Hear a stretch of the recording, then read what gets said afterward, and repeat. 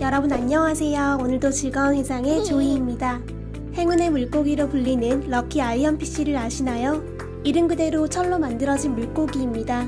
언뜻 보기에 우리나라의 붕어빵과 아주 닮은 모습을 보여주고 있는데요. 캄보디아에서는 이 물고기를 음식에 넣어서 함께 조리한다고 합니다. 캄보디아 인구의 절반이 철분 부족으로 인한 빈혈과 냉증에 시달리고 있는데요.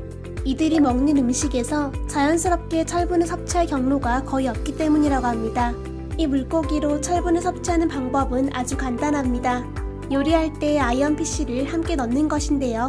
조금 우습게 들릴 수도 있지만 이것을 음식에 넣는 것만으로 성인 하루 철분 권장량의 70% 이상을 섭취할 수 있다고 합니다. 럭키 아이언 피쉬는 캐나다 구엘프 대학의 의생명공학 연구원인 크리스토퍼 찰스가 개발했으며 철분 부족으로 질병에 시달리고 있는 캄보디아 사람들을 위해서 이것을 만들었다고 합니다. 캄보디아는 날씨가 더운 탓에 물고기를 잡아 주로 젓갈로 만들어 먹는데요. 젓갈을 자주 먹으면 우리 몸의 철분이 부족해진다고 합니다. 그렇다면 육류에서 철분을 보충해야 하지만 캄보디아 사람들의 형편상 육류를 구하는 것이 쉽지 않다고 합니다. 그래서 사람들의 형편에 맞게 철분을 쉽게 섭취할 수 있는 방법을 고안한 것입니다.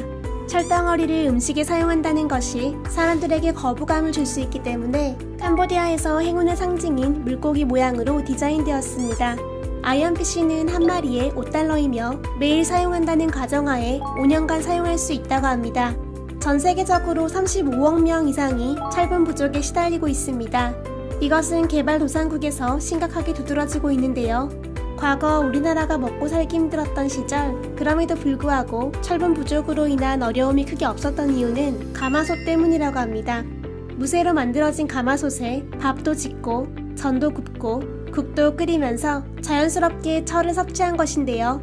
모양과 용도는 다르지만 캄보디아의 럭키 아이언 피쉬와 같은 원리로 볼 수 있습니다. 세계 많은 나라에서는 서로 다른 문화와 환경에 따라 식습관 또한 다른 경우가 많습니다. 캄보디아에서 철분 부족으로 아이언 피쉬를 도입한 것처럼 각 나라에서 건강을 위해 이런 정책을 시행하고 있는데요. 대표적으로 어떤 것들이 있는지 알아봤습니다. 뉴질랜드에서는 2년 뒤부터 빵을 만들어 팔 때 무조건 엽산을 넣어야 합니다. 이것은 1990년대 미국, 2009년 호주에서 이미 시행된 정책인데요. 치명적인 선천성 기형아 예방을 위해서 시작된 것이라고 합니다. 엽산이 얼마나 중요하길래 주식에 의무적으로 넣는 정책을 국가적으로 펼치는 것일까요? 엽산이 부족한 상황에서 임신을 하면 태아의 뇌, 척추, 척수 등 신경관 발달에 큰 영향을 준다고 합니다. 이것으로 인한 기형으로는 뇌가 없는 문해와 척추신경이 노출되는 이분 척추, 사지와 척추 변형, 대소변 조절 기능 상실, 성기능 장애, 학습 장애와 지적 장애 등이 있는데요. 미국에서는 신생아 2,000명당 1명의 비율로 이런 장애가 발생하고 있습니다. 우리나라 사람들은 엽산이 풍부한 음식을 많이 먹기 때문에 엽산 부족으로 인한 기형아 출산이 거의 없다고 하는데요. 뉴질랜드와 미국, 호주 등 서양권의 나라에서는 엽산 성분이 거의 없는 음식으로 식사를 하기 때문에 이런 정책이 꼭 필요한 상황이라고 합니다. 충치를 예방하기 위해서 수돗물에 불소를 첨가하는 정책을 시행 중인 나라도 있었습니다. 불소는 치아를 코팅하고 있는 범랑질을 강화해서 충치로부터 치아를 보호하는데요.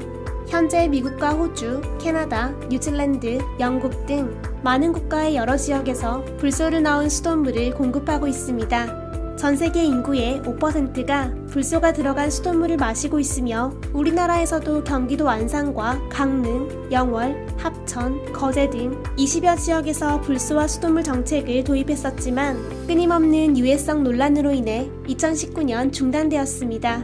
사실 양치만 꼼꼼하게 잘해도 충치는 예방할 수 있습니다. 미국에서는 보통 아이오딘이 들어간 소금을 먹는다고 합니다. 세계 인구의 40%에 달하는 사람들이 아이오딘 부족으로 인한 질병에 시달리고 있습니다. 주로 바다가 없는 내륙지방이나 해조류를 잘 먹지 않는 유럽권에서 발생하고 있으며 아이오딘이 부족한 경우 아이들의 두뇌와 지능 발달에 영향을 준다고 합니다.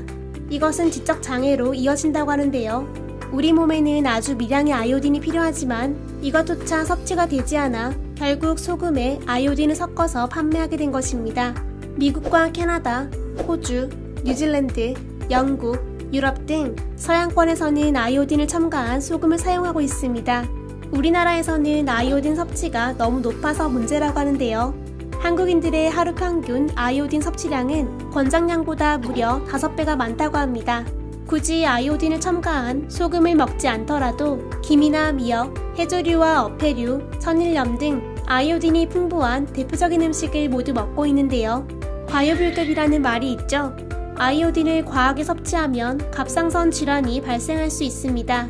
맛있는 김과 미역, 다시마 등 해조류는 적당히 섭취하는 것이 좋습니다.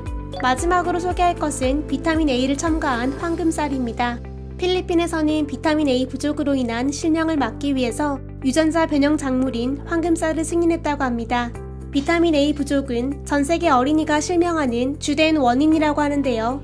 황금쌀을 먹으면 하루 평균 아이에게 필요한 비타민 A의 절반까지 섭취가 가능하다고 합니다. 매년 약 50만의 아이들이 비타민 A 부족으로 실명하고 있습니다. 이런 상황은 필리핀과 같은 개발도상국에서 더욱 만연하게 발생하고 있으며 필리핀을 포함한 많은 국가에서 황금쌀을 도입했다고 합니다. 하지만 환경단체 그린피스에서는 다른 목소리를 내고 있습니다. 유전자 변형을 통해 만들어지는 생물, GMO를 극심하게 반대하고 있는데요. 이것은 생물 속에 다른 생물의 유전자를 끼워 넣음으로써 기존에 존재하지 않았던 새로운 성질을 가진 생물이 만들어지는 것입니다. 그린피스에서는 이것을 비윤리적인 방법으로 보고 있습니다. 일반적으로 GMO는 생산성과 상품의 질을 높이기 위해서 만들어지는 경우가 많지만 황금쌀의 경우 인도주의적 목적으로 개발된 것이기 때문에 그린피스의 맹렬한 반대에도 불구하고 많은 개발도상국에서 도입하고 있는 실정입니다. 또한 미국과 캐나다, 호주, 뉴질랜드에서는 황금쌀은 사람이 먹어도 안전하며 환경에 어떠한 위해도 가하지 않는다고 발표했습니다. 과거 우리나라 농촌진흥청에서도 황금쌀을 개발했었는데요. 고추의 색소 유전자를 벼에 도입했으며 비타민 A의 전 단계 물질인 베타카로틴은 물론이며 고추가 가지고 있는 면역 기능 향상과 항암 기능 등 인체에 유익한 카로티노이드 성분을 발현시킬 수 있다고 합니다. 오늘 저와 함께 사람들의 건강과 안전을 위해서 국가적으로 시행되고 있는 음식과 관련된 정책에 대해서 알아봤습니다. 무엇보다 가장 신박했던 것은 역시 캄보디아의 럭키 아이언 피쉬였는데요. 이런 정책들을 통해서 미리 예방할 수 있는 질병으로 고통에 시달리는 사람들이 더 이상 생겨나지 않기를 바랄 뿐입니다. 이상 즐거운 세상의 조이였습니다. 좋아요와 구독, 알람 설정 꼭 눌러주세요. 감사합니다. 안녕.